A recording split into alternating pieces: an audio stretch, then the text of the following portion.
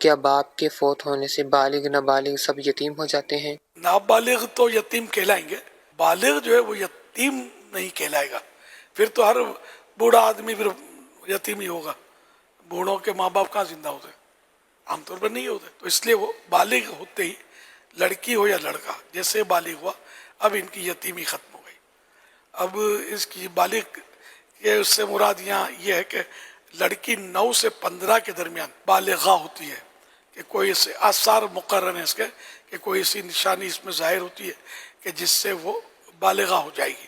جو لڑکا ہے وہ 12 سے 15 کے درمیان بالغ ہوتا ہے، تو اس میں بھی نشانی ہے کہ وہ نشانی ظاہر ہوئی تو وہ بالغ ہو جائے گا 12 اور 15 کے درمیان.